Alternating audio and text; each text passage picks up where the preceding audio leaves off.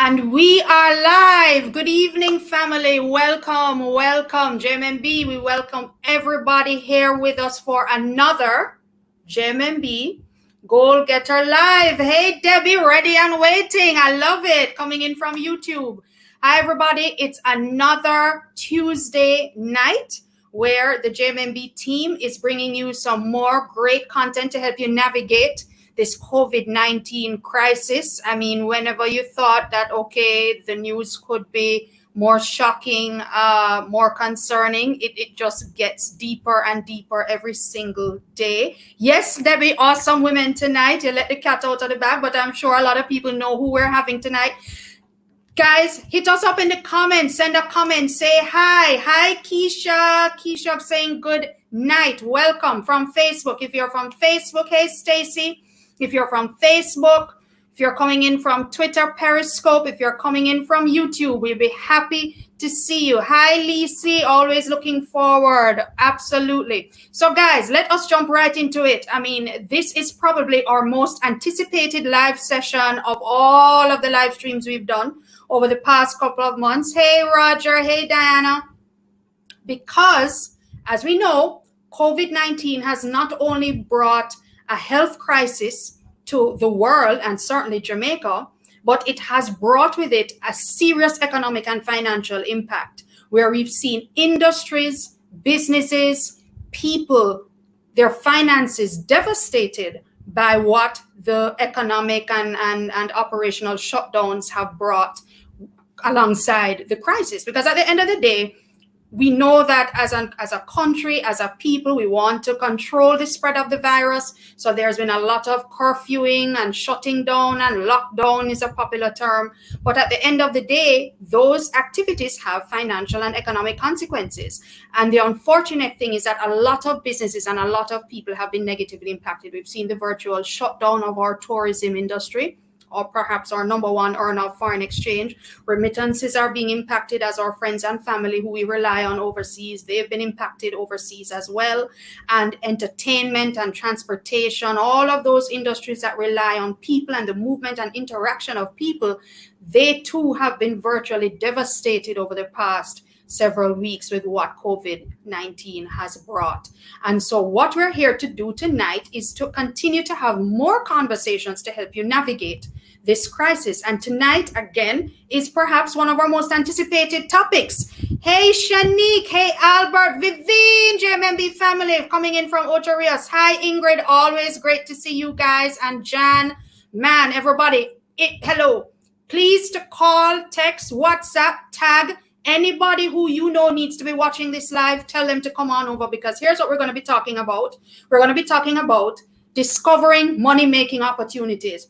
A couple of sessions back, we were talking about budgeting essentials and money management. And while we know that during this time, it's about being conservative with how we spend our money, everybody's also asking, okay, so are there any money-making opportunities or income-generating opportunities that are still available?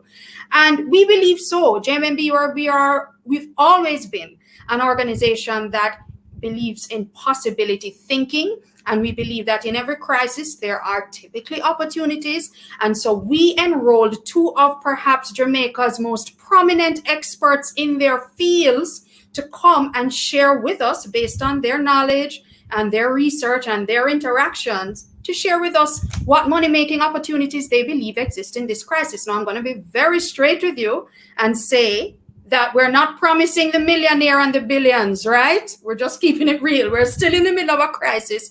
And even if you have that golden nugget idea for a business, consumer spending is still constrained. So let's just keep it real. But is there a way to get through this crisis financially by identifying money-making opportunities? We believe there certainly could be. So let's have that conversation. And again, please call your friends, call your family, tell them to tune in. And I'm loving the comments. Hey, Andre's tuning in from Miami. I love it. I love that we're spreading across the Caribbean and into our North American continent. Hi, guys. Welcome. Yes, Yaneek is saying, yes, we need tips on money-making opportunities. That's why we're here, Yaneek, and we're happy to have you all. So let's just jump right into it. First up, I'm going to introduce our two fabulous guests tonight. Awesome women. Someone said it earlier. I think it was Debbie. First up, we have none other than one of Jamaica's prominent social media. I call her social media influencer simply because she taught the things and she keep it real. But her day job, apart from being a mom, of course, number one, wife and mom, she is also the founder, the head of a company called Market Entry USA. She is Yaneek Page. Hey, Yaneek. Hi, good to see you. Hi, everybody. Boy, what a way your audience festive. Good evening, everybody. You guys are awesome. I love the energy. And thank you so much for doing the series. Thank you for having me. It's a pleasure. Thanks, Yaneek. It is a pleasure having you. And yes, we have a fabulous crowd here tonight coming in from all the way from Bogota, Colombia. I love it. Maybe they should be on the live. It's interesting to get all these perspectives. So thanks again, Yaneek. We really appreciate it. Looking forward to hearing from you. And our second guest, who again I also believe is a person of influence on social media, but she also is perhaps one of Jamaica's preeminent business journalists whose passion is really to keep Jamaicans au fait, aware, and totally on top of what's happening in the world of business and finance. She also is a wife and mom, just delivered a brand new baby the other day. You'd never tell by looking at her. But she too is here to be a part of this discussion. And she is Kalilah Reynolds. Hey, Kalilah. Hey, everybody. Let's get this money. Oh, yeah, we're going to get this money, girl. And I'm so excited. Huh? I'm so excited. We are excited as well, and we recognize that couch. So to work from home. Absolutely, we're all at home tonight. Everybody is in their respective places of abode under curfew, but that's not stopping us. We are going. Hey, people coming in from Portugal. I love it. I love it. Hey, Winston, commendations received. Thank you very much. Okay, so here's how we're going to do it. We're going to be covering a whole lot of things tonight. We're going to be covering money-making opportunities all over. We're going to be looking at online, offline, and even perhaps looking into our little crystal balls, if we may, in the future to look at what possible money-making opportunities may exist in terms of what do we think the business and economic landscape could look like when this is all over. You never know. So let's get right into it. And I'm going to start off by just, sending a question to Yaneek, right? So let's talk about some international opportunities. And Yaneek, in her capacity at Market Entry USA, certainly is very much familiar with this as well. And when we talk about international opportunities, one of the first things that people think of, Yaneek, is they think of what money-making opportunities exist online, right? But that word online opportunities probably is a bit nerve-wracking for some people. So could you start out by telling us, how does one go about finding money-making opportunities in the online space? Well, first of all, I'm really glad that you started by kind of managing people's expectations, right? That we are in a pandemic and it's unlike anything we've seen in our lifetime. And what that means is that all across the world, your expectations need to be managed because this is a time when people, even if you find an opportunity, chances are many consumers around the world have reduced spending, right? So they have reduced spending capacity, there's reduced income. And so that has implications. And I kind of want to manage everybody's expectations up front. So I can tell you, I love to start with stories of real people who are very close to me, who are actually, even in this crisis, succeeding. And I have a very good friend out of Panama, and she has a main business, which has not done very well in this crisis. They've been shut down pretty much, even though, it's a very successful business. They provide sanitation and cleaning services, but they have had issues, especially with staff and so on. And then she has another business, which is an affiliate business, right? And Carrie, this is really fascinating because she's on my WhatsApp almost every day. She's like, Yaneek, you have no idea how my business is taking off. She's making tens of thousands of US dollars. And I'm wondering, how is it possible that in this crisis, she's still finding this opportunity? And the truth is, she is part of an affiliate marketing company that provides mainly health food, supplements, vitamins. So the vitamin C that you cannot find, the immunity boosters that you cannot find, that whole range of products, the company that she's a part of as an affiliate of that company is actually, they're doing really brisk business. And it's amazing because everything is done for her online. She has a shop front online. She is able to actually service her customers without actually going to them. Everything is paid for online. And so it's amazing that even in this crisis, she's doing better than she ever has in that sphere of the business. So I love to start with real stories so that people kind of feel that you have that energy, because, once you know that there are these opportunities, then at least you can start kind of wrapping your head around what could work for you. So I hope that's a great intro for some people. Thank you so much for that, Yaneek. So just to clarify then, I mean, what is affiliate? Because you're speaking about affiliate marketing. Because I think the nomenclature, because somebody was wondering, it sounds like currency trading. What is it exactly? And these are US dollar money making opportunities?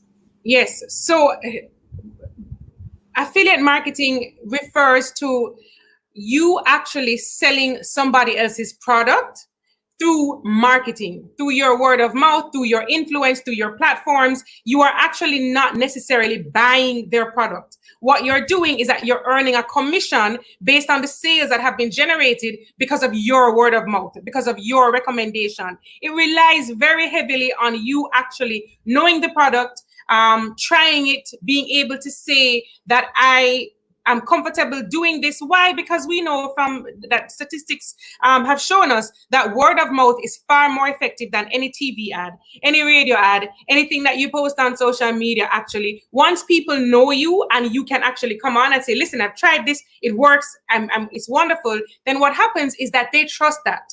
And in that trust means that they're likely to buy.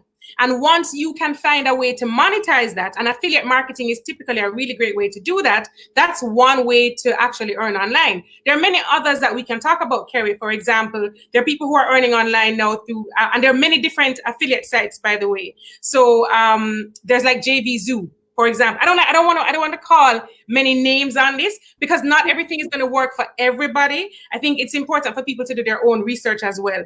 But there are other platforms that you can earn online. And I was looking at a few before coming on. There are many, like Fiverr, for example, and there are some other job sites where I see Jamaican gigs on and people are getting business. So there are people who are actually putting themselves on these online platforms.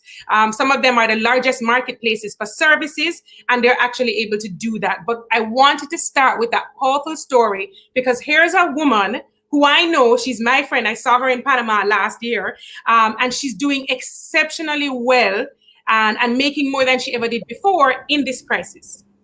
And these are opportunities that would be open to Jamaicans living in Jamaica. I mean, I don't have to have a green card or only be based overseas. No, in fact, I can tell you that she sent me a link to join a meeting because there are actually Jamaicans who are actually involved in this now, who have actually started, and they are doing well. And if you think about it, globally, there is a shortage right now of a lot of vitamins that people want to take.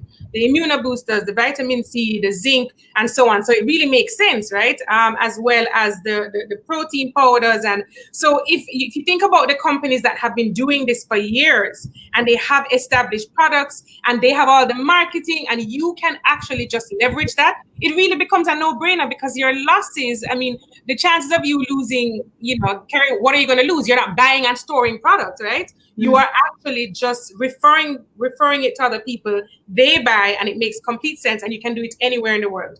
Okay, great. So that's affiliate marketing. And I know you mentioned there are other gig economy sites like, hi, Julie J, mentioning things like Upwork.com, UPWORK.com. There's Fiverr. You mentioned Fiverr. In fact, there's a colleague of mine who is doing work from home, but fortunately for her, she doesn't have kids to worry about with homeschooling. So she actually has some extra time on her hands. Hey, it's curfew and quarantine, can't really go anywhere. But she is registered to work on Fiverr and she does proofreading. And there are a lot of people who are writing books and papers and ebooks, and she's being paid to edit and proofread those through her engagements on Fiverr. Mechanical Turk is another one that Julie J is talking about. Yes.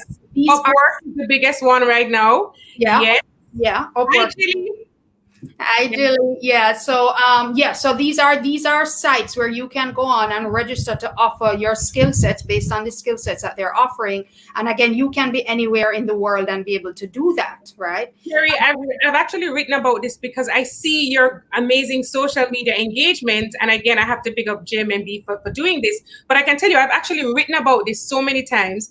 And throughout tonight, I'll be sharing powerful testimonials because I really I hate the theory, I like the practical. And I have had many people, young people, who are earning an extra $500 a month, $1,000 US a month. So these are people who are earning through these sites. And it's exciting to know that the income is actually consistent.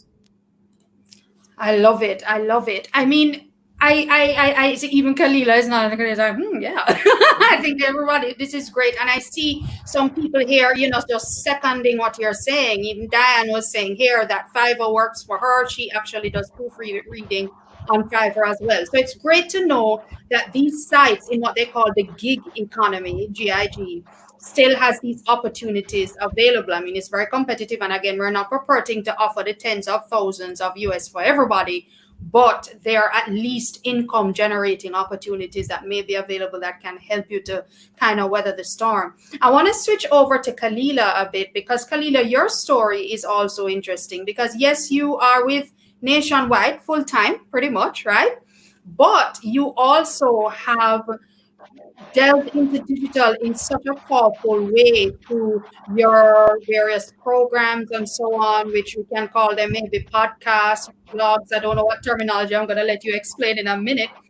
But some people may be looking on and thinking, boy, maybe that's a communication is a skill set that I have, or some other skill set that I could offer online in a way that could possibly earn me money. I mean, could you kind of just share with us from your own knowledge and your experience based on your journey, how persons can with expertise in a particular area be able to make money from a kind of a podcast or vlog or blog and how they can get started? Absolutely, absolutely. But first, let me just add to the affiliate marketing point that Yaneek was making. You and Yaneek were discussing. So for anybody who still was a little bit unclear as to what it is, you guys remember like last year, every time you go on Instagram, you see some ad for flat tummy tea.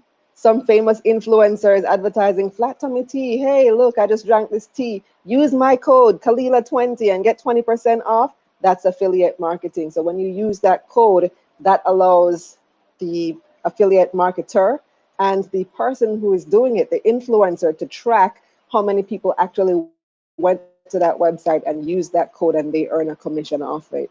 So it's pretty interesting. I was looking into it quite recently myself. So, all right, so let's turn to the world of blogging and vlogging and communications and doing stuff online, like what I've been doing for the past year and change. It feels like a whole lot longer. It feels like I've been doing this for a long time, maybe because I've been in media for a long time, but the social media space in the way that I've been doing it since March of 2019 is just taking off, because there was a time when, and not too long ago, when I was planning my show, I was looking to do taking stock, and I thought that I needed to do traditional media. I thought, okay, this show, I'm designing this show for television, and it needs to be on, a TVJ or a CVM. And I was talking to some other independent producers who have shows on local television, and they're like, yeah, it needs to be on TV. Because I was wondering, can I just do this online alone? Do I really need the free-to-air TV? And they all said, yes, you need it, because the advertisers aren't willing to sponsor social media, to sponsor digital media the way that they do traditional media. And you won't be successful. And there was all this doubt about, can it be done? And here we are, several months later. The show is still going strong. It's still growing. Even with COVID-19, I no longer have access to the studio because that space is closed down. We're doing interviews via Zoom, and it still works. The advertisers are still there. The viewers are still there. So there definitely is an opportunity there, as advertisers are warming up to the space in quite a considerable way. And what I've been hearing in terms of feedback from advertisers and potential sponsors as well is that they aren't getting the pitches. So lots of people think that in order to monetize off your YouTube channel, apart from the check that Google AdSense sends you, in order to monetize off your YouTube or monetize off your Instagram, you're very popular on Facebook, that you just have to continue posing half naked pictures or whatever it is that you do that you're popular for. And eventually somebody will notice you and approach you. That happens, but you're more likely to be successful if you actually pitch it to them. So you might not even be on their radar for whatever reason. They might not have noticed you. But if you make them notice you, then now you can start drawing some interest and drawing some actual money and getting that sponsorship behind you. So write up your pitch, make that pitch, make it a very solid one. But first you have to start. So don't just pitch an idea. Don't just pitch a concept. Show them proof of concept. Show them that you have started this thing, that you're doing it, that you're consistent. That's the number one thing I tell people who want to venture into this space is be consistent. Because there have been several people who tried to do even what I do, analyzing business news, reading prospectuses and that type of thing, giving the reviews, but they haven't been consistent. And so their information has fallen off over time. Something comes out, they're not there when the people want the information. And I think that's what has set me apart and made people look to my channels for information, because I am consistent. So be consistent. First of all, just do it. You have the idea. That's how I started with Money Mondays. One day I was sitting around my desk, I was like, I should just go on Instagram and tell people what this is. And I did it immediately. And then I said, I'm going to call it Money Mondays. And I did it. And I'm going to do it again next week, and the week after that, and the week after that. And I've only since then missed 1 week, which is when I had my baby a couple months ago. So start, just do it, be consistent, and then approach the sponsors. Thank you so much for that, Kalilah. It's interesting because you see people on and you don't always get the inside scoop on how they would have started. But you basically just said, look, here was an opportunity that you saw. You obviously had the expertise in the area because you're already working in the area of business journalism. So you had the information, you could quickly put together. And I pitched it very early on. I only had about 6,000 followers when I started. I now have 22,000 and counting. I pitched it very early on in the process, but the key was to show the consistency and the quality. And so your model is largely based on sponsorship of the content of what it is you're producing. Right. Do you earn an income as well from maybe say ads and things like that as much? I do. So on YouTube, you are able to monetize directly. And that's how I find that a lot of Jamaican YouTubers are making money. Some of them are making a couple thousand US dollars a month. Some of them, YouTube is their full-time job, which is pretty cool. Now, I'm not there yet in terms of the amount of followers and subscribers that I have on YouTube. I do earn some income from YouTube. If you want to build a YouTube channel, you have to know a couple of things, that it's not immediate. You have to build your following first. First of all, you need 1,000 followers, 1,000 subscribers. You need 40,000 watch hours. Once you have those two things, then you become eligible for monetization. And then Google is going to mail you something like in the physical mail. So you have to wait on that. So if you're going to start today thinking that this is going to replace your income immediately, it takes a little time, because first you have to build a following, and secondly, you have to wait on that little slip of paper in the mail to come at the post office. Well, for me, it's the post office, because I use a post office box, and it takes a few weeks. So once you get that, then you can actually start getting your checks from Google. They can deposit it directly into your bank account on a particular day of the month. But you only get paid if you earn over 100 US dollars a month. So you still have to have consistent views throughout that period of time. Wow. So it's certainly not easy, is what you're saying, but it is possible. It takes effort.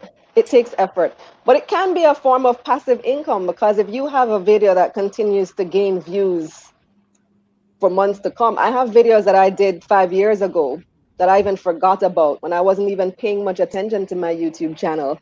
And those are still getting views and still earning me money. That's awesome. That's awesome.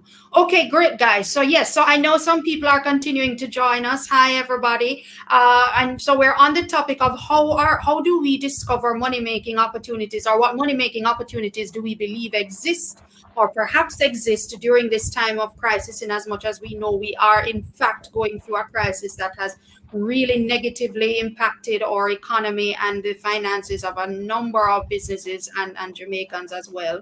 And we've been talking about what are the online opportunities that exist where you can position your services and your personal brand internationally. And we spoke about the gig economy already, looking at those sites that you can register with to offer services such as Fiverr and Upwork.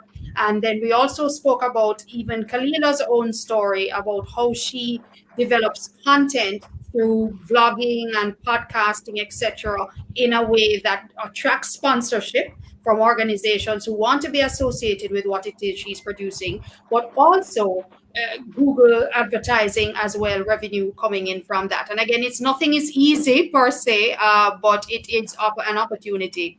I want to switch gears a little bit because when we talk about online, right?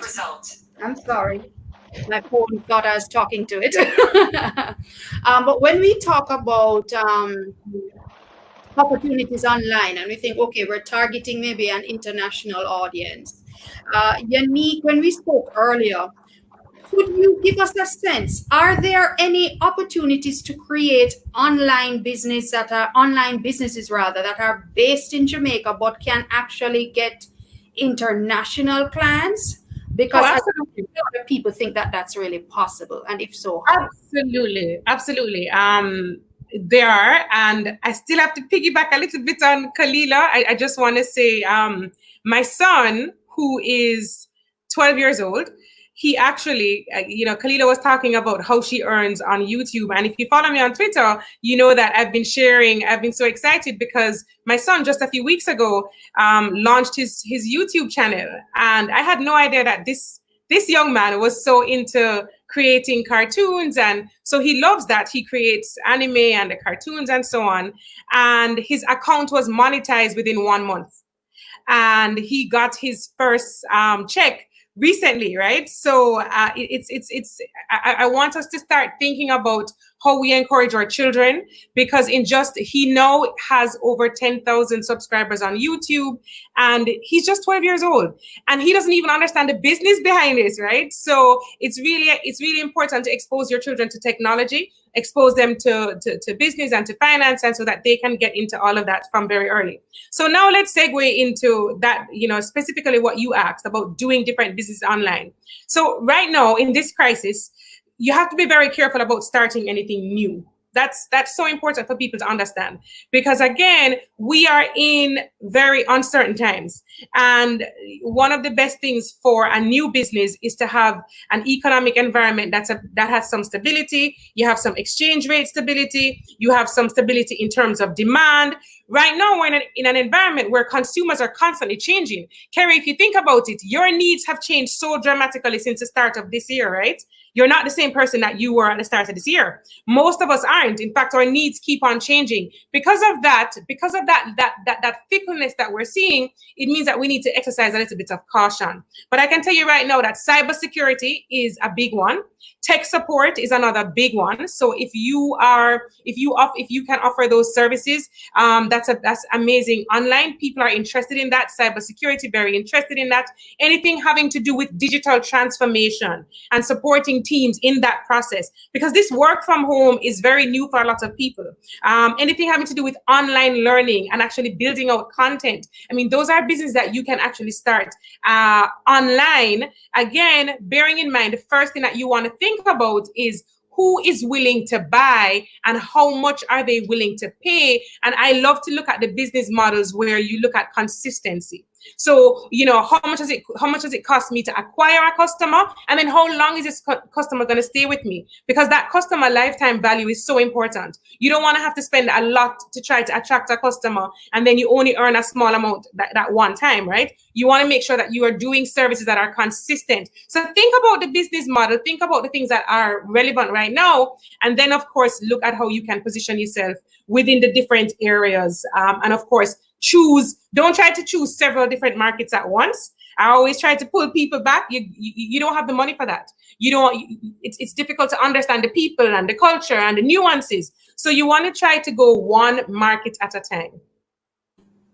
Thanks, Yaneek. And you mentioned, so let's go back. You mentioned cybersecurity, you mentioned tech support, you mentioned online learning or teaching. Is the recommendation that we kind of just put ourselves out there? So I offer cybersecurity services. Should I just kind of put up my own website and offer cybersecurity tech support, or do I have to leverage a platform? Same thing with online learning. Do I do a Udemy or some other type of platform like that?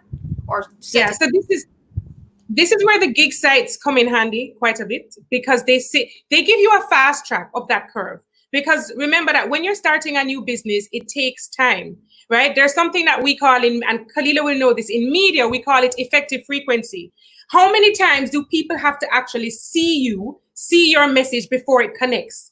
And then how many times after that do they have to see it before they start to trust you, before they start to think, I may want to use this service? Okay, so it takes a lot of repetition for them to build trust, for them to start to believe that, okay, this may be credible, and then they have to check it out. And then there are lots of scams online right now. So this is why platforms like Udemy, if you're offering courses, like Upwork, if you're offering services, or Fiverr, this is why these sites are so helpful, because you can actually start to build your credibility there, build a brand there, build a customer base there. It puts you in front of an immediate audience, people who are not idling, they're looking to buy, and you're able to actually leapfrog from there. And it allows you to learn a few lessons along the way, right? Because when you're just starting a new business, you kind of want to treat it as pilot phase, because the truth is you don't know how the customers are going to respond.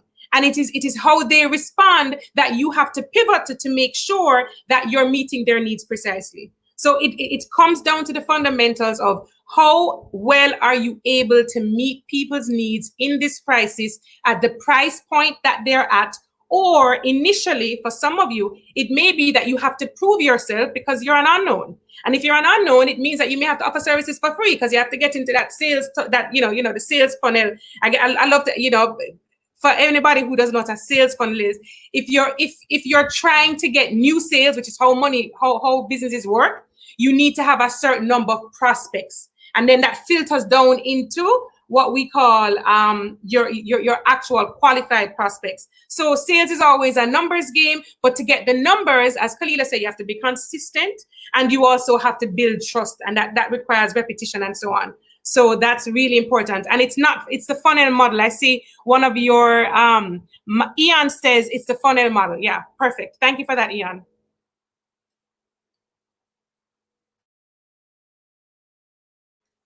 Carrie, we can't hear you. You're on mute. Muted, Carrie Ann. Carrie, you're muted. It happened to me the last time. I'm like, didn't I learn my lesson? Thank you, ladies, for letting me know.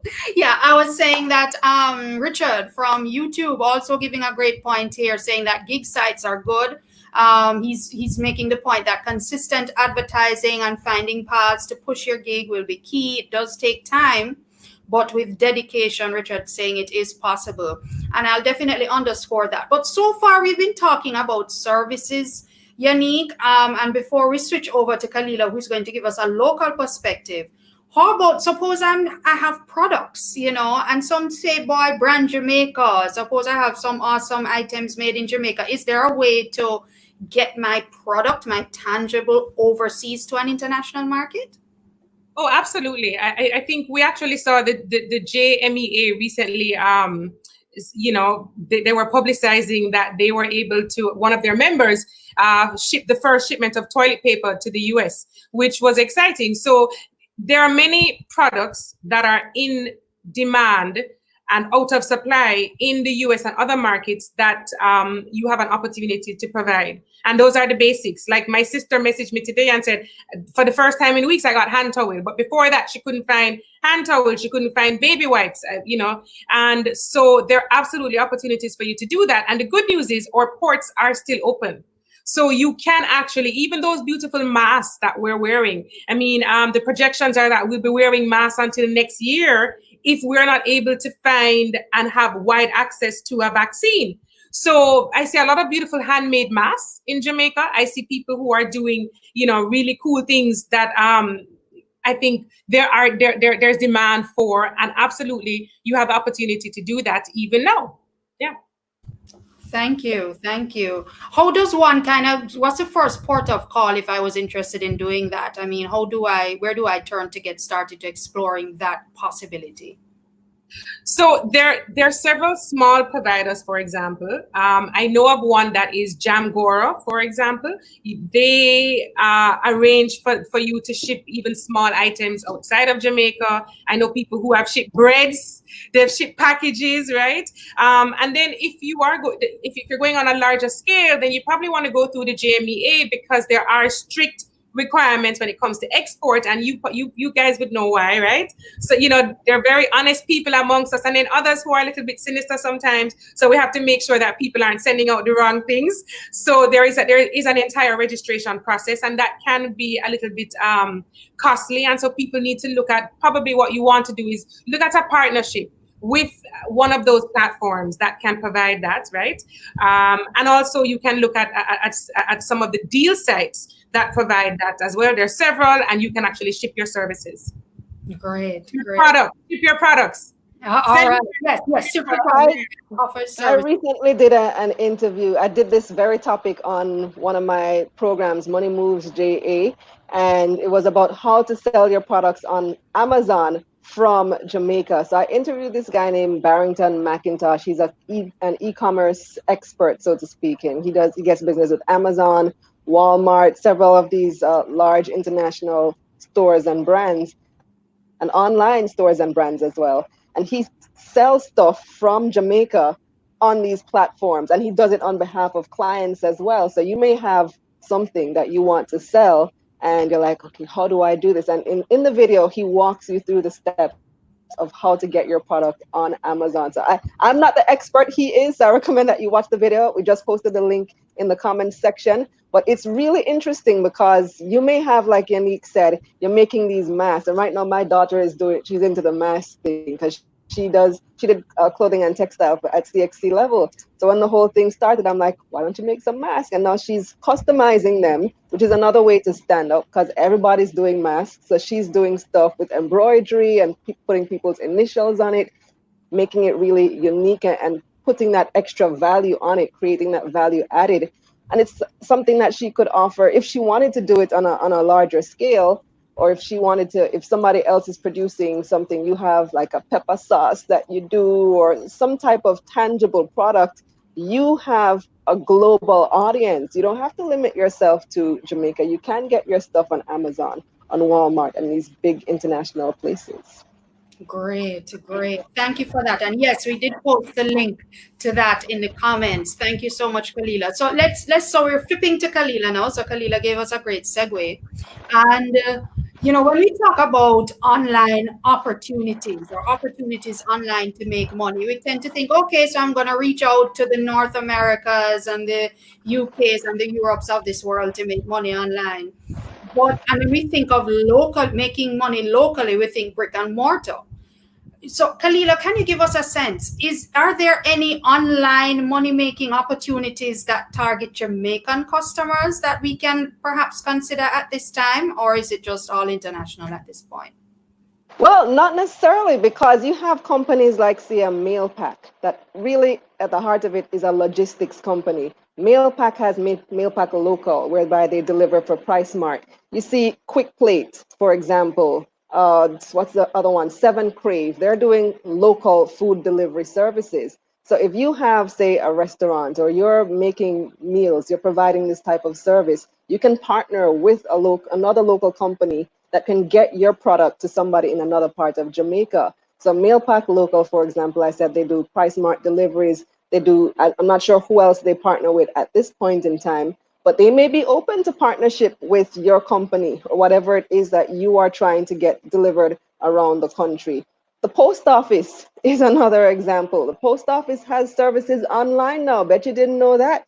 Post office is also doing shipping between the United States and various countries and Jamaica. So when you think about logistics, there are companies here that offer those logistical solutions. You just have to find, And perhaps you might be the one that is offering the logistical solution, because right now, if you think about it, we have a unique opportunity to get grocery delivery service online. How many people want that type of service right now? But when you think about the challenges that it poses, okay, how do we know what inventory the store has? Can I go and directly select what things I want right on their website? That type of service, that type of detail is not available yet. I imagine and I hope that somebody is in the process of developing it, writing some code on their computer right now so that they can figure this stuff out, so that when we come out of COVID, we have these types of opportunities available. And I'm pretty sure some big supermarket chain is willing to pay some big dollars for that type of logistical, technological solution right now. So if you have that knowledge, put it to good use. Thank you so much for that, Kalilah. And, I was wondering as well in terms of services, because it was going to be the next question that I was going to ask in Jamaica, because we spoke about the gig economy and the websites that offer gig type services that you can use to target people largely overseas. Does the gig economy like that exist in Jamaica, even if it's not necessarily in the form of a website, but does it exist where I can be somebody's virtual assistant and I live in Montego Bay, but my client probably lives in Kingston or in Ocho Rios, and I'm offering that virtual assistant kind of service? Let me tell you, I have 5 people working for me right now who I've never met in person. Not once. Not once. Never met in person. Who, because I've recently decided, okay, I need to branch this thing out. We need to do more. I have 2 young kids at home, 3-month-old babe, not even 3 months old yet. I need to outsource some of this work that I've been getting rather than turn down a lot of the opportunities. Get people, gather a team to help me. And we've been meeting via Zoom, and we have our creative meetings on Zoom. Never met these people in person. Pay them online. And everything is just done online. We use Google Docs to collaborate, and that's how we get stuff done. So yes, it absolutely exists. I found these people just by putting out a tweet, and I got applications, but I could have easily gone to, say, LinkedIn to look at people's profiles there as well. I could have easily gone to Facebook or whatever other place that people put out these types of services. LinkedIn would be a really great resource for this. But yes, it definitely exists, and I can tell you, I've been working with this team of young people right here in Jamaica, completely 100% online. Never met them in person, and the product that we produce is great. That's awesome. And, I want to underscore LinkedIn. A couple of lives ago, when we were talking about, we had Terry Carell and Naomi Garrick on with us, and they were talking about the importance of building your professional profile on a LinkedIn by way of an example, where, you can look at how are you positioning yourself as someone with particular skills who is available to have a conversation with someone who is looking for people with a particular educational background or experience. That being said, I'm going to ask one final question, close out this segment, because again, guys, welcome. We see more people jumping on, and thank you for joining us. We're looking at how do we discover money-making opportunities in the midst of this crisis, and we're just wrapping up our segment now on online opportunities, and we're going to move into the passive income segment, because a lot of people talk about passive income, so we're going to explore that in a minute. But just to wrap this segment, for our final question for Yaneek, what particular skill sets do you think persons need to have to best take advantage of the online money-making opportunity? Okay, so this is such a great question, and I love that Kalilah spoke about that she was able to hire some people online, and that she has a great team that she's been able to find online. One of the most powerful success stories. Last year, I'm coming through Miami International Airport, and I was actually coming from Amsterdam. And I'm really tired. And a young lady comes up to me and she says, "Yaneek, I can see that you're tired, but I have to tell you thank you because you've changed my life. Because of you, I am now in a job where I am earning more than twice what I used to earn, almost 3 times. I work from home. And when I saw her at Miami Airport, like me, she was traveling from Europe, where she had been paid to go and do training on behalf of the European company that she works for. And how she was able to find that opportunity was actually through LinkedIn. And a few things that I shared with her that I'm going to share with each of you tonight. The most important thing for you to do is not just to try to build a profile. The most important thing for you to do is to do research. You need to know what are the top jobs that are available. They change at any given time, at any for every given week. So, for example, I was doing some research before I came on, and the top jobs in the US now, of course, on LinkedIn, would some of them have to do with health. Believe it or not, some of them have to do with they need people who can actually man a storefront, because they don't want a lot of people there and people are not available. It's interesting when you look at the ranking of what's available. And then you have to have what the World Economic Forum refers to as these 21st century skills. So you can't just say that you are available to work online and work from home. You need to be able to say, what are the top productivity apps that are available, and how do you actually use those? And when I ask that question, I say to people, well, tell me the top project management apps, and how would you use that? Because if you're not familiar with the digital tools and technology, then you're not going to impress anybody that you actually have the skills that are ready. The most important thing for you to also have are what we call these soft skills, right? So it's problem solving, it's empathy, it's critical thinking, it's creativity. Why? Because the problems of the world are getting bigger and bigger. And if you don't have those skills and you can't demonstrate the proof that you have those skills, then it is going to put you at a disadvantage. So I want to encourage everybody here. It's really important for you to actually go to LinkedIn, turn on your job alerts, but more importantly, do some research while you're there, because there are people who are right in Jamaica and elsewhere in the world who have these opportunities. They're earning in hard currency. They're living their best lives. They were doing this long before the crisis. And this is going to be a sprint, guys. This is not today, and in a few months, we're back to normal. This is going to be a long-term reality. And so we need to start thinking differently. And, I really love that point, Yaneek, because I think one of the biggest lessons that we're learning out of this crisis is we talk about the importance of your personal brand, aka your reputation, depending on the genre that you grew up in. It's how are you positioning you and your skill sets and what you bring to the table in a way that presents yourself as being open and available to opportunities. So even I know I need to just say one thing. I'm so sorry. I don't want to get the next segment. The beauty about this girl, and I tell you that she brought tears to my eyes, because when you see a young person who is crying about the salary in Jamaica, she's crying about the lack of opportunities, and she's saying she's living her best life. Do you know that none of the skills, nothing that she went to school for, none of those are being employed in her current job?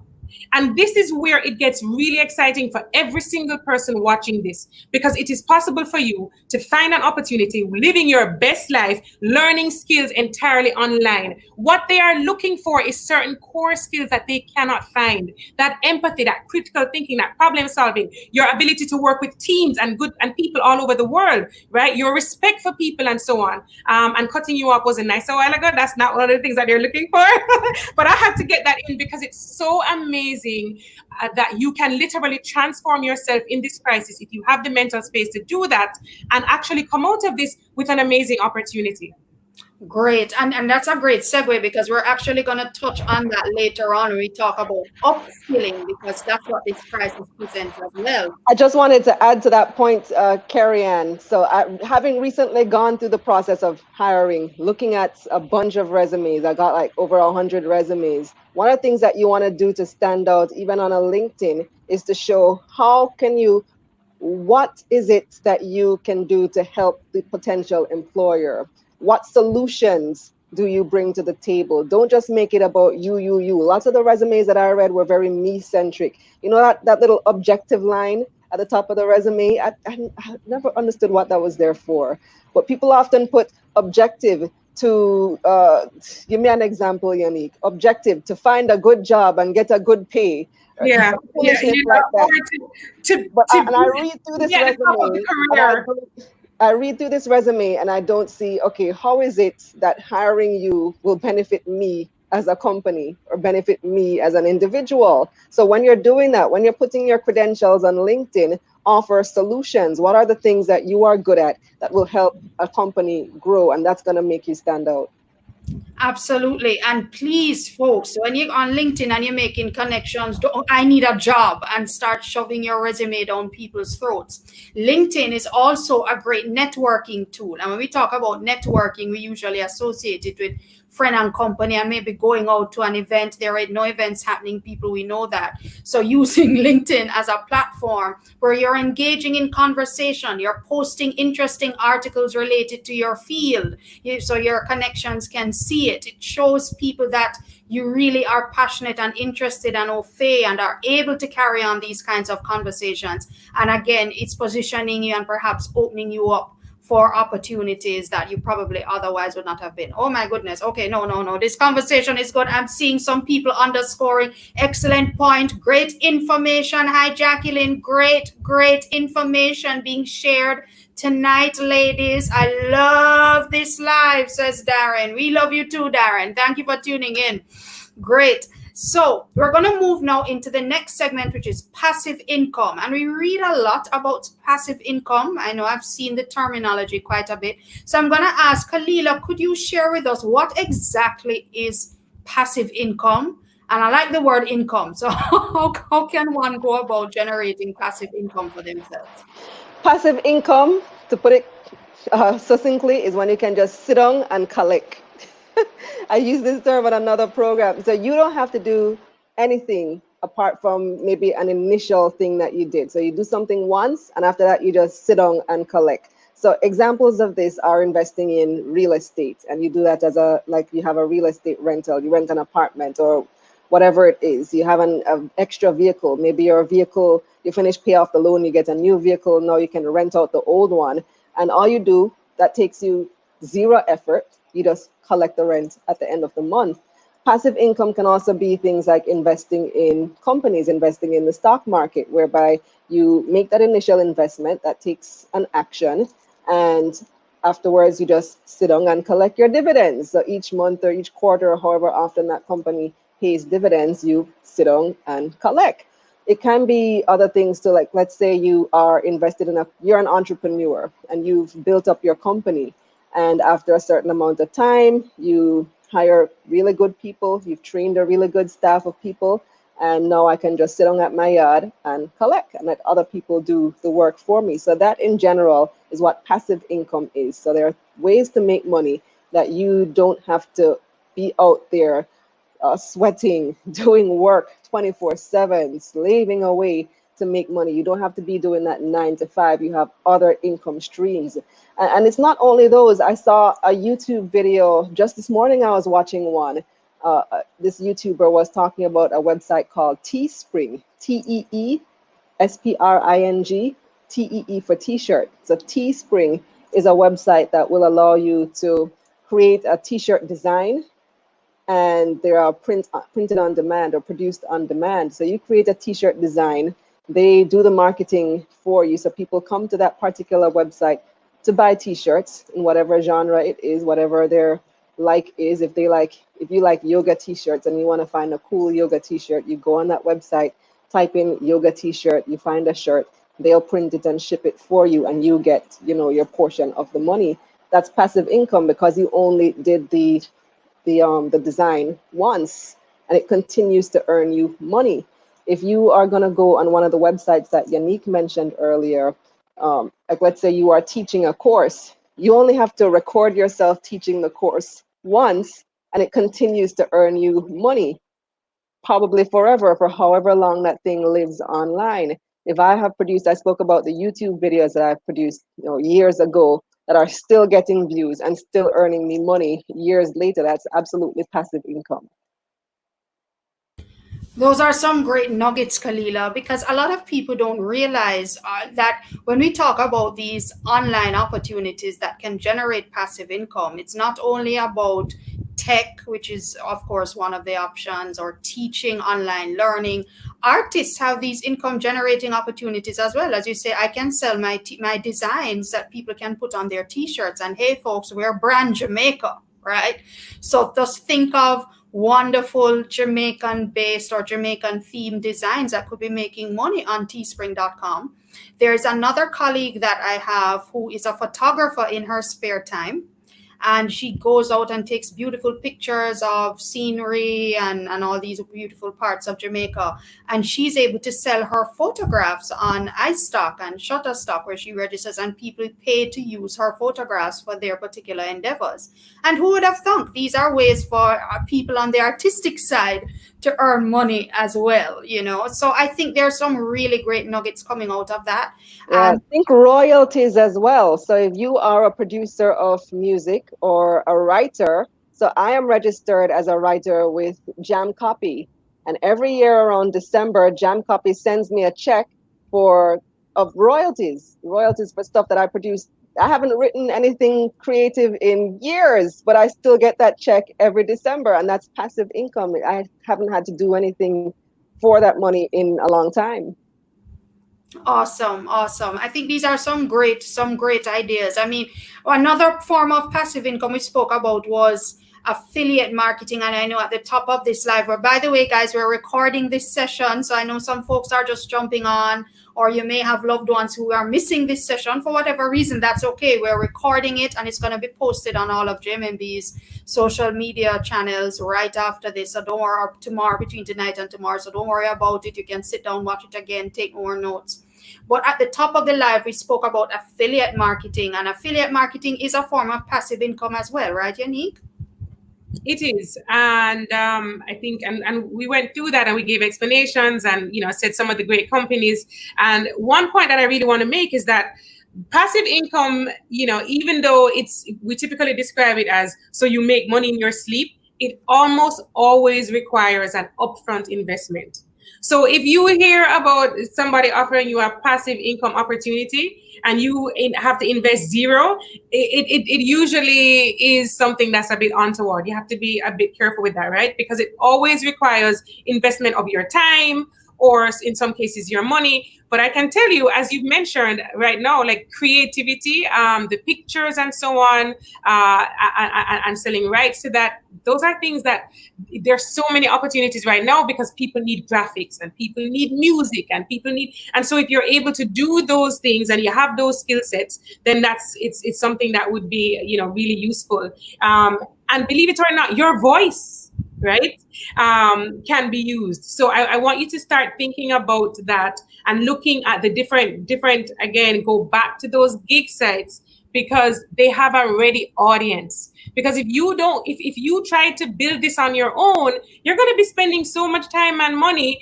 trying to make passive income. And what's going to happen is that you're not going to make $1, right? You're going to be out of pocket. So we have to be smart about it as well, and be intentional and look at where is the audience, where is the ready market, and then capitalize on those.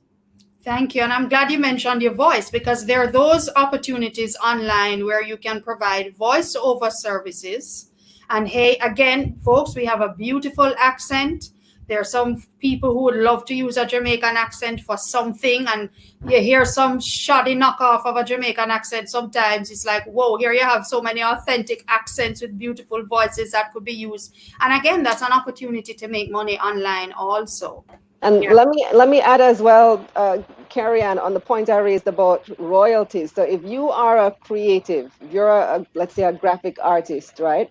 And somebody hires you to design, let's use the same t-shirt example. And their intention for this design is to mass produce it and sell it. You may want to consider negotiating with the person royalties, a percentage of whatever they earn from that. Because if you charge one small upfront fee, let's say you charge a $50 to do the design, and this other person goes on and makes a ton of money off of your design, and all you got out of it was the $50, you need to think about that, beforehand, and that can continue to earn you passive income. Exactly, that's a great point. Intellectual property is a whole full discussion. But as you said, it's how do you go into these arrangements to ensure that you're generating that ongoing passive income stream. First, you have to be aware of it. Exactly. Be aware of it, that it exists, that's an option. Exactly. And going back to the point, do your research, ask questions. Even if you need to consult the services of an expert like an attorney at law or something, people, it's better to know your rights. It may cost a little money up front, but sometimes it's worth the investment to have the conversation with an expert, in the field or in a related field to know how you can go about making sure you're protecting yourself as you enter into an area that you're a little bit hazy about. So that's passive income. So guys, we're working it through. We are now at a stage where we want to talk about upskilling, right? So I think what has hit a lot of folks in the middle of this COVID-19 crisis is more than ever, we realize that life is different now. And Yaneek had said it at the top. Life is different. What we do in life, how we live our lives, and our needs, even as consumers, those needs have changed drastically almost overnight, right? And even after, when we talk about the crisis is over and we go back to life as normal, we still anticipate that life is going to be different in a lot of respects. And of course, we'll get to that in a bit. But what it exposes for a lot of us is that for a lot of us, the skill sets that we have and that we've been relying on to generate income or to make money are probably going to be obsolete or not in as much demand either right now or when it's over. That's a very sobering reality. I think it was Yaneek also who made the point about the lady you bucked up in the airport, where whatever she studied in school is not what's necessarily earning her money right now. And Kalilah is even talking about people who she's employing, however remotely, are offering particular types of skill sets that, let's face it, there may not even be a degree in that, right? So it's opening the reality that we really probably need to look at how are we utilizing this time of crisis and quarantining and lockdown and curfew to invest in ourselves, to upskill. And that's the segment that we want to move into now real quick. And question back to Yaneek is, for the opportunities that we've been discussing and recognizing that people need to upskill, what are the skill sets do you believe persons need to be focusing on at this time? I feel like I could sing Kumbaya right now. Kerry, you're hitting every right note. And I kind of want everybody to pay attention at this point, because life as we knew it before will change. And I can't underscore that enough, because in this crisis, I have had to study as a writer, as a business writer. I've been writing for The Gleaner for 6 years, and I'm an international business trainer and coach. And I train and coach entrepreneurs from Mexico to Madagascar. I love to say that, right? And I also used to certify businesses as market ready on behalf of large global companies. And I can tell you right now that life as we know it is going to be very different, and you will need a new set of skills. For every recession since World War I, we have seen that the world takes longer and longer to get out of recession. In fact, the last great recession of 2007, 2008 took the great US economy more than 8 years to come out of. And even then, we still wonder if it has been a real recovery, because we're seeing another thing happen, which is that we're seeing a widening of the income gap. We are seeing a widening of the wealth gap. The reason for that, Kerry, is because the people who were hired during before the recession, when the recession is over, their jobs don't come back. And unfortunately, they are not at the level in terms of their skill sets. They have not upskilled themselves. And so the jobs that are available are actually lower level and pay lower than where they were before. And so if we look at history and understand, and if you have been studying the way I have in terms of looking at every recession, how long it took to recover, what jobs went away, which jobs came back, how people actually operated differently, it is a time when you have to really reflect on what your skill sets are. The number one thing that you want to do is that digital is very important. It's really important to understand that right now the customers are online. Right now, people are looking at a more efficient way of doing business, which means that they want people who understand every technological tool, the different platforms that you engage with customers, those customer channels, how you create the customer experience online. All of that is so important right now. And then, of course, there's innovation and those skill sets around that. So very important, going back to those soft skills and then upskilling yourself online. For example, Harvard now has a course, they have several courses online. I registered for one just on Sunday. And it's really clever because what they do is that the course is free, but if you want the certificate for the course to have proof, then you have to pay for that. And they're offering it as a discount. So there are several courses that are available online. Coursera is a very popular one that you can do many courses online. People recognize these hours, the skill sets are important, and that's what you need to focus on. And then there's also Udemy, and there's Allison. So, and you know, every university now, from Stanford to Princeton, they're offering courses online. Go and look at digital transformation. Go and look at anything that have to do with customer channels. Go and look at anything that has to do with online sales and how you now learn to speak to the customer differently, and it will change everything, especially if you're able to navigate AI, which is artificial intelligence, which was where we were going with BPOs even before the sector was shutting down anyway, right? The BPOs were looking at using chatbots. So I think it's important to Kerry, you made an awesome point, and I think it's something that we all need to think about. I'm thinking about it even for me, and I'm at a space where I'm operating globally. So we all need to do it. Thank you, Yaneek. Some rich nuggets there, because it is, I think it was Winston early up. And thanks, Yaneek. Yaneek also reminding us about LinkedIn Learning as another great platform that you can do courses on to upskill. But further up, Winston was saying, please point out that the change is here already. To wait for things to return to normal is to live in the past. The change is here now. And I think that's the key takeaway.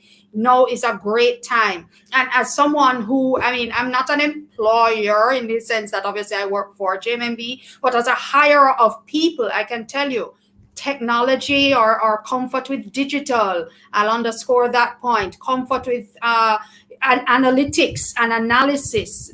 People are always looking for analysts and people who understand those platforms and can, move them around and do what they do. Obviously, it's not my field. That's why it's sounding like Greek to me. But the reality is that those are the kinds of skill sets that are in the know. And it's very difficult to find people with those skill sets because a lot of people haven't caught on that is what is demanded right now. So how are you using this opportunity? And I want to jump over to Kalilah because Yaneek would have shared what are some of those skill sets and those online platforms that one could look to use this time to upskill, as it were.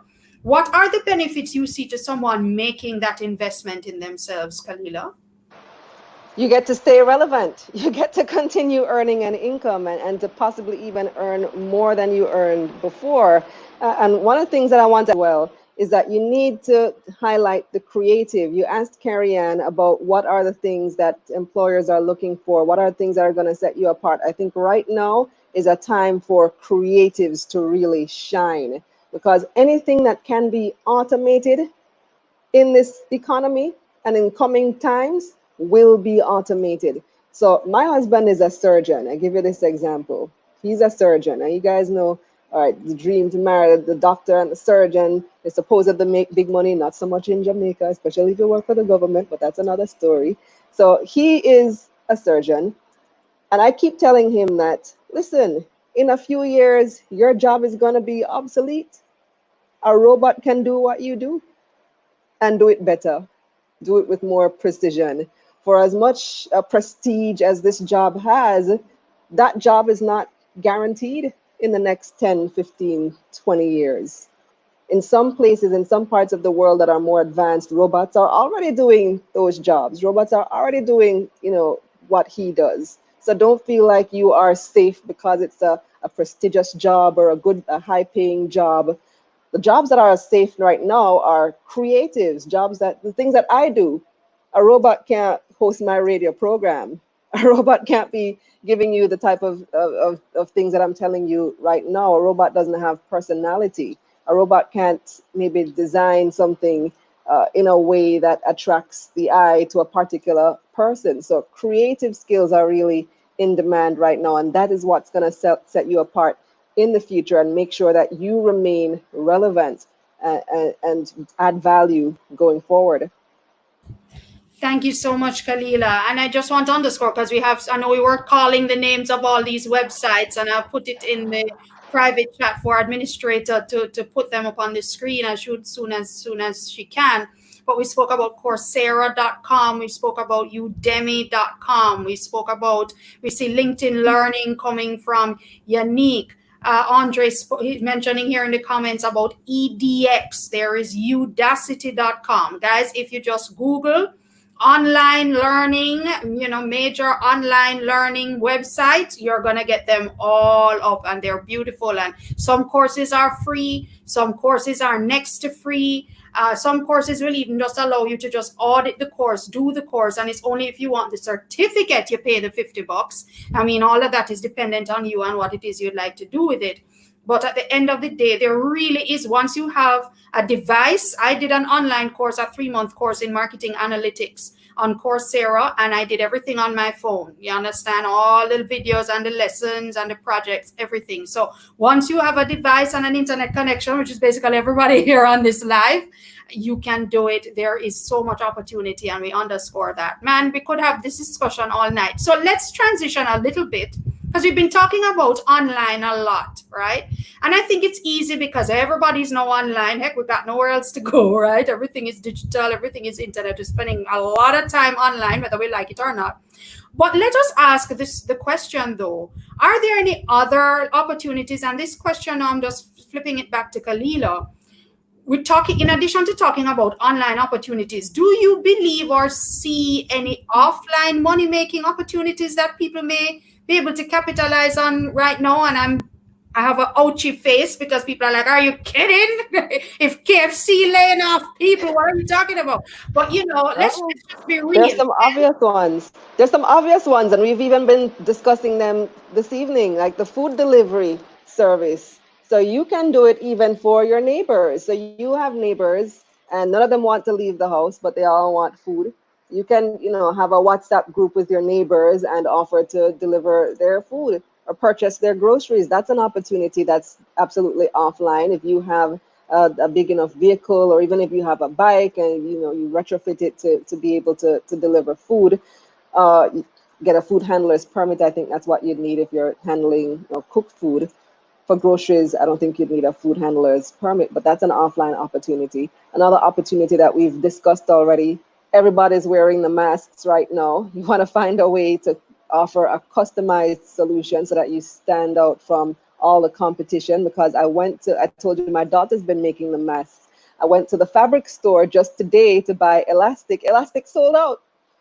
It is sold out. You can't even find elastic. I had to buy a really thick one, and then she's gonna, cut it into thinner strips because the size that she wanted wasn't even available. That's to tell you how many people are doing it. The fabric store was more crowded than I've ever seen it. So you need to find a way to incorporate the creative, which is what I was talking about earlier, with the product solution and get that to people. So we spoke about food delivery. We spoke about making masks.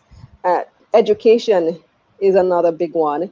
That's an online opportunity. I know you said offline, Carrie-Ann, but fine. a lot of kids right now, parents have no idea what to do with them.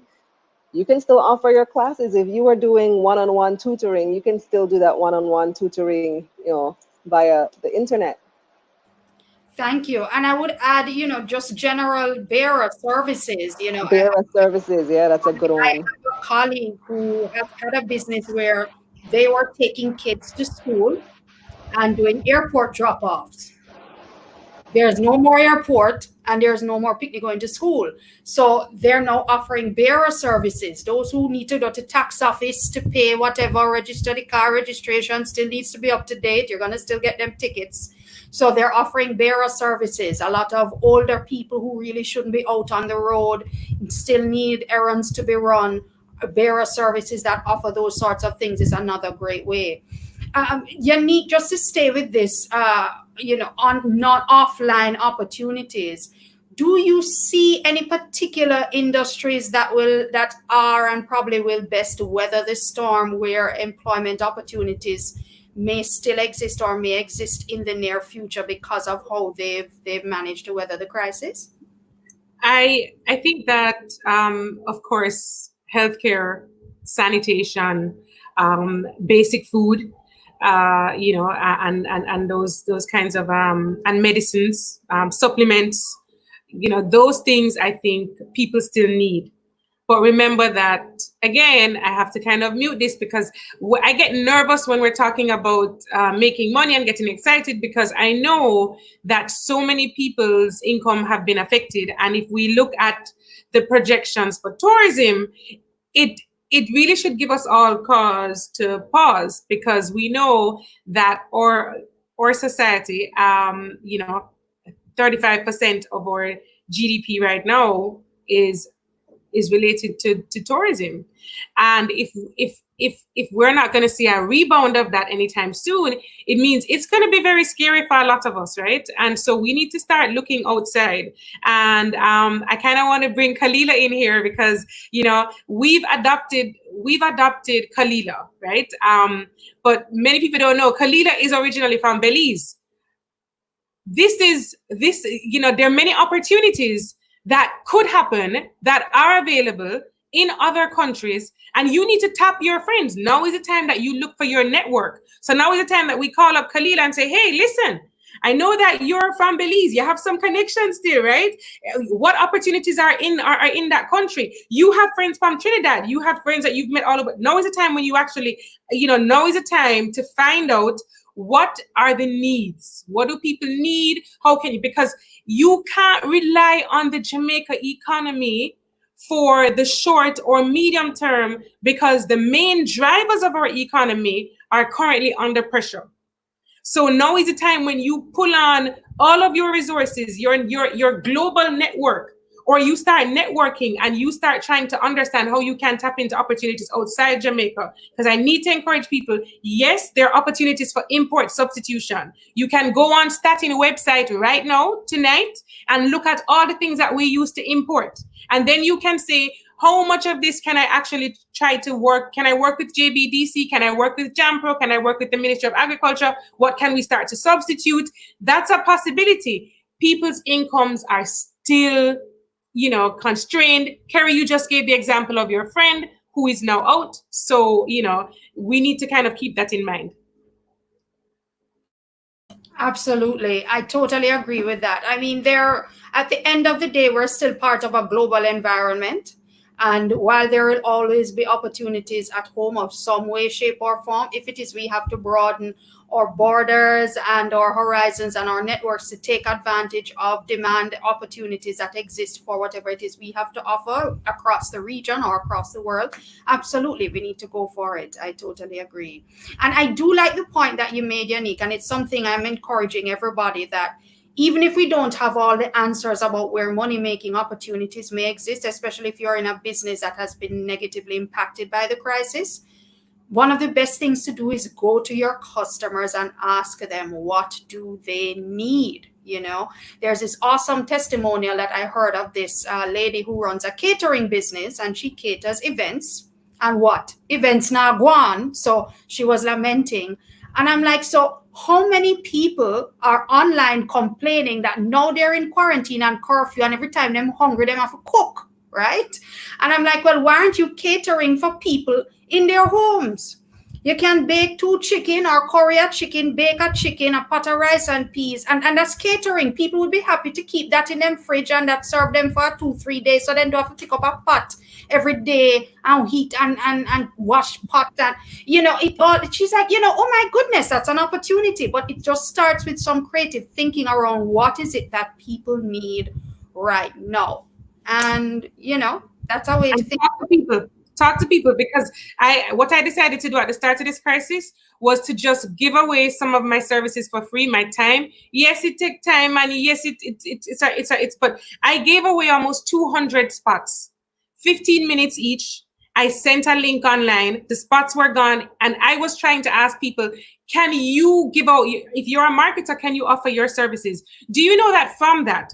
I'll give you an example on exactly what you just shared. There was a lady who is out of town. I won't tell you which parish she's in, but she has seen a virtual lockdown of her, because all the offices that she used to supply lunches to, they are now closed. And she was like, Yaneek, I've pretty much given up. I don't know what to do. And I said to her, honey, isn't there a hospital near you? She said, oh yeah, and my mom works there. I said, what do you mean? So do you know that now, and up to she actually on Instagram, because we connected on Instagram, she messaged me just yesterday on Instagram to say thank you so much, because that single idea, I was so stuck in just nobody has money, that I didn't even see that opportunity right in front of me. Talk to people, ask for what you need, ask for support, get ideas, because now she's delivering lunches every single day to the hospital. And isn't that wonderful, you know? It is wonderful. And you know, there is a question here in the comments about how do you ask, Diane was asking, how do you balance trying to find opportunities and not coming off like you're hard selling? And again, it's not that you're selling, you're just saying, look, what do you need? You know, what do you need? How has your life changed? As you say, hospitals, not only staff working in hospitals need food, but patients need food. Families know that, unfortunately, given our public healthcare system and being a patient in one on a couple of occasions, a lot of the times the meals are, with due respect, with all the best intentions, not where they should be. If families who know that they can get a nice predictable quality supply of meals to their family members who are stuck in hospital for whatever reason, that's a great opportunity. I think it's something that somebody can explore. And it's just, again, just asking for ideas. Ladies, oh my goodness, we could be here all night. This is fantastic. We're loving the feedback. Great knowledge. You know, somebody was saying, yes, they don't like to cook. How come they never thought of that already? And Yaneek is like, I would pay for the catering service. Please tell her to start that. Totally agree. So, okay, ladies, the final question now before we move into what we call our final nugget. Let's now look into the future, you know, our crystal ball, which nobody has, but everybody likes to talk about, you know, boy, my goodness, it's going to be interesting to really see what life and the world will look like on the other side of this crisis. But we know for sure things are going to be different. And we'd love to get from each of your perspectives. I'm going to start back with Kalilah. From your perspective, what will business and income generation, money making look like in the future, based on what you see this crisis has been doing to us economically and financially, even socially as well? What do you see business and income generation looking like on the other side? And then Yaneek will respond after from her perspective. Thank you. I think we're going to emerge from this crisis a lot more productive. How many of you hate going to meetings that could have been an email? Absolutely hate it. It's my pet peeve. Going to a meeting, the meeting lasts an hour, people talk, people say the same thing that somebody else said. That meeting could have been an email. At least now we won't have to waste time driving somewhere to go to that meeting. We can do the meetings virtually. So even though you might still have meetings that are unnecessary, at least you won't have to waste that time being unproductive in traffic. And I think that the technology is going to allow us to do a lot more things online that people who weren't open to it before will now become open to.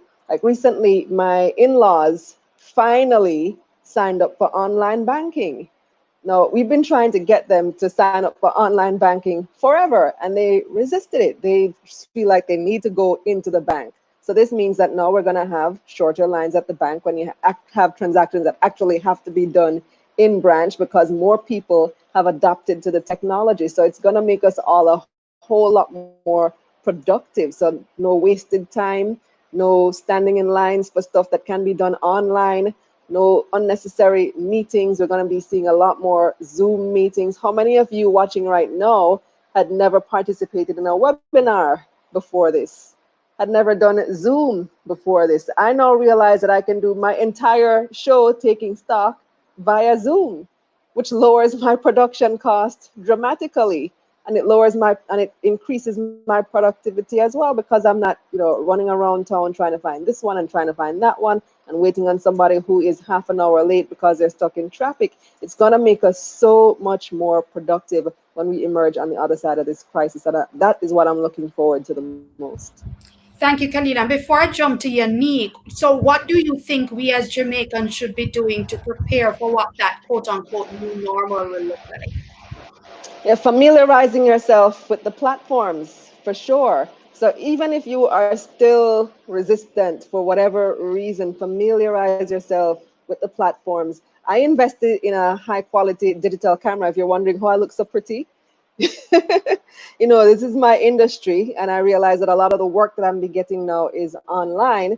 So I wanted to make sure that I have a good presentation on camera. So I invested in this particular technology. But whatever that is for your industry, whatever it is that perhaps you were resisting because maybe a little bit pricey, the camera wasn't cheap, it cost something, it's an investment, but I see the value in it. So whatever that type of investment might be in your industry, to make sure that you capitalize on where the industry is going with the online technology, you might want to be making that investment right now so that you can be ahead of the curve. Thanks, Kalilah. And I want to just say, I remember when I saw the difference and I'm like, you look great. What happened? I mean, I saw the difference in that camera. It was awesome. And in doing that sort of investing in your product, you took it to a whole other level, I mean, even just thinking now that you have a program where there's an announcement by the BOJ and the governor makes himself available to answer questions for the Jamaican public with you as the medium through which that happens. That's a powerful platform that you've built because you took advantage of an opportunity way ahead of folks and invested in it. It's awesome. Yeah. And I may not have been able to get him in person. Correct. And it would have never occurred to me before COVID to try get him on a Zoom call. Thank you. That's very, very true, because especially with all this social distancing and curfew, and you have to hurry up and get home by a certain hour and meetings and so, it's easier to grab somebody online. Absolutely. Thanks, Yaneek, for telling us about platforms like Microsoft Teams as well, which is another great platform where you can do stuff like that. Somebody's asking what type of camera, Kalilah. I think you should slide into her DMs for that. So let me just flip over to Yaneek. Yaneek, so from your perspective, what is life and income generation going to look like after this business, as well as, in your view, what should Jamaicans be doing now to prepare for that? So I can't tell you what life is going to look like. I think none of us know. I think we know that I don't want to say based on the research that I've done just how difficult it could be. I want to encourage everybody. I think JMMB has been doing an amazing series. Kerry, you've been a fantastic host. You have an amazing team. Go back and watch all of their live series right now, all of the series that they've done on budgeting, on financial planning, because you're going to need that more than ever right now. Now is a time when every single person, every dollar that you spend is going to count. And I think we're going to have to start living with less. And for some people that may be scary, but it's a reality, because I think when we look at how long it's going to take us to get out of this, how much of our funding has been spent on fighting this invisible enemy, and how much will continue to be spent, that means that we're going to have less money to do the things that we used to do, even if we were earning what we were earning before. So what do Jamaicans need to do? Well, the first thing I want you guys to do is to ask yourself a question that the folks at Johnson & Johnson, I was very fortunate to have a fellowship that took me to be able to do strategic planning with this large company, Johnson & Johnson. And I'm going to pose to you a question that they posed to me that I now pose to every single client or everybody that I coach. Are you currently utilizing your skills to get the highest and best return? And it's something that should really make you ask yourself, what am I doing?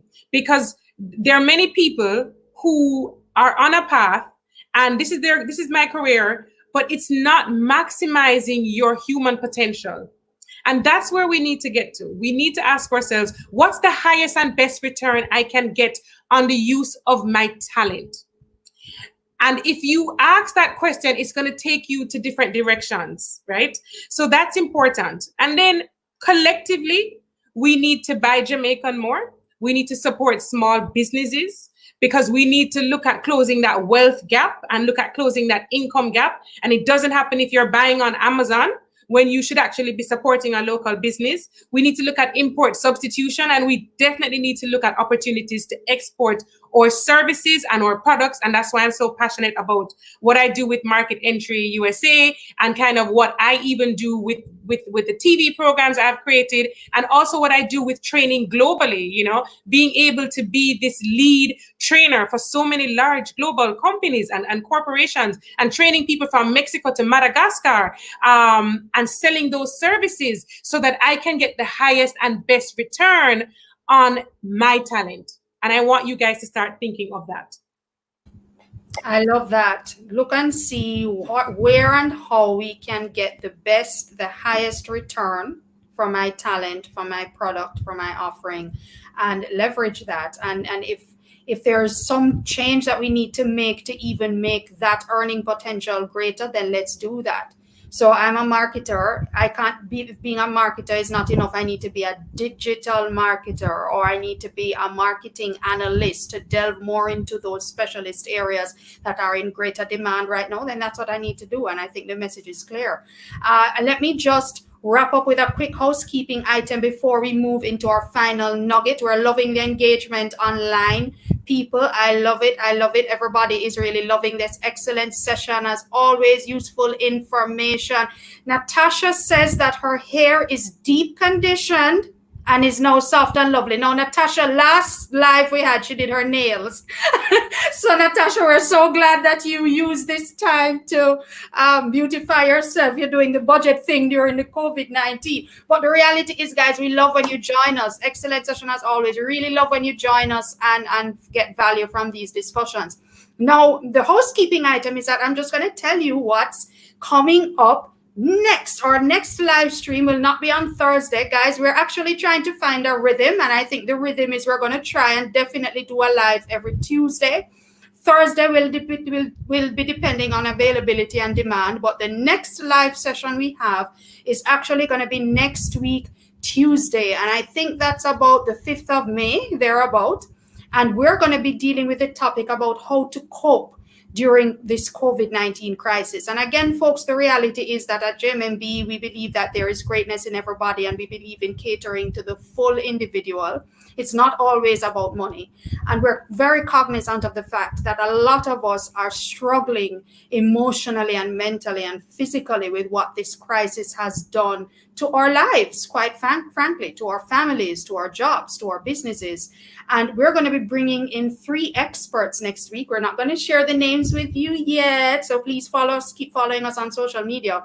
But we're going to be bringing in a counselor on our panel, a nutritionist, as well as someone who even deals with yoga and meditation to help us to look at the full individual. How can we utilize the emotional, the mental, the physical, and even some stress-busting techniques just to really help us deal with what this crisis has done as we go through it for however much longer, and of course, what is to come. So please join us next week, Tuesday, 8:30 p.m., same place, JMMB Group's platforms on YouTube, Facebook, and Twitter. We look forward to seeing you next week, Tuesday, as we deal with the topic of coping during this crisis. So back to my beautiful guests. We are going to wrap up now with the final nugget. That's what we call the final nugget, where we just ask each of you, I'm going to go back to Kalilah, each of you just to share your nugget on this. So all of us, we've been listening, getting some great information.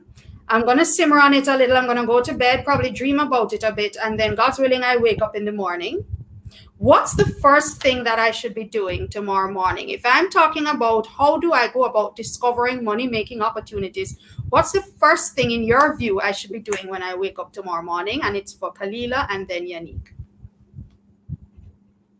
I think you're still muted. Okay, there we go. The first thing you should do tomorrow morning when you wake up is actually get out of bed. It may seem very, very simple, but we're all so tempted in this time that we're, stuck at home to just spend the entire day in bed, watching Netflix, scrolling on Facebook, scrolling on Instagram. And before you know it, the day is gone and you've lost an entire day that you could have been productive. And getting out of bed really inspires you and motivates you to get active, to actually do stuff.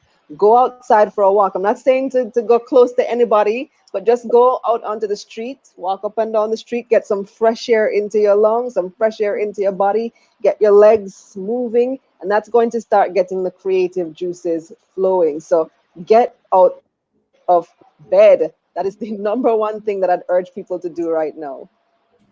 Thank you, Kalilah. As figurative as it sounds, it's highly symbolic, and we totally agree. Get out, make a move, get started, don't be distracted, get yourself focused on what it is you need to Get do. yourself moving and active. It inspires the brain to do the same. Absolutely. Thank you for that. Yaneek, what's the first thing we should be doing when we jump out of bed in the morning? I hope give thanks. And that's very important to give thanks and to reflect on what we have, and then to show your humanity. Please, check on people and see how they're doing, and offer. Ask yourself, what can you give to the world? Because right now the focus is what can you give of value. So make a list of all of your talents, all of your skills, even if you're just a good listener, right? Even if you just have a beautiful voice, even if you can just take picture, if you can cook very well, make a list of all of those skills and those talents. What can you actually give to the world that's valuable? And then from that list, I want you to start creating your post COVID-19 plan, because you need to maximize your potential. So what's the highest and best return that you can get on those gifts based on demand? So that's my 2 cents for what you should do tomorrow. Thank you, Yaneek. Ladies, this has been an awesome session. Guys, light up these comments. Let's see the virtual applauses. This was a fantastic session. I mean, we normally try to keep it in an hour and a half, but man, we could be here all night. So we went a little over, because when you're getting all these great nuggets, it's hard to kind of, say, oh, more, yes, more. Let's talk about this. Let's talk about that. So it's really great. Thank you, guys. I know in the comments you're showing your appreciation. We're seeing the comments coming in. These ladies are absolutely awesome. First of all, we want to thank Kalilah and Yaneek at this hour of night in their yard with their picnic. Young baby asleep. 2 boys probably tearing down the house. Yaneek. Like, just give me an hour and a half. That's all I need. It's been awesome that you chose to take the time to share with us here tonight. We at JMMB, we're very grateful, and I see all the virtual applauses coming in the comments. And of course, we would not be able to have this without you, our live viewers, who have chosen as well. You could have been anywhere on the World Wide Web, but you chose to be a part of this conversation, and we thank you so much. Of course, I always like to thank my marketing team. I don't thank them enough, because behind this platform, there are about 3-4 of us that are also working and awake and making sure that everything needs to be happening the way it needs to happen. And I continue to big up and thank the JMMB marketing team. And folks, again, we encourage you to continue to stay safe. Please stay tuned to all of the guidelines and follow the guidelines put out by the public health authorities and the government, because we really need to just hunker down and do what we need to do to see the back of this thing. And we can only do that together, and we will get through together. And so, JMMB, we thank you. Thank you, ladies. Thank you, viewers. Thank you, everybody. See you next week, Tuesday, 8:30. Thanks again, everybody. Bye-bye. Good night.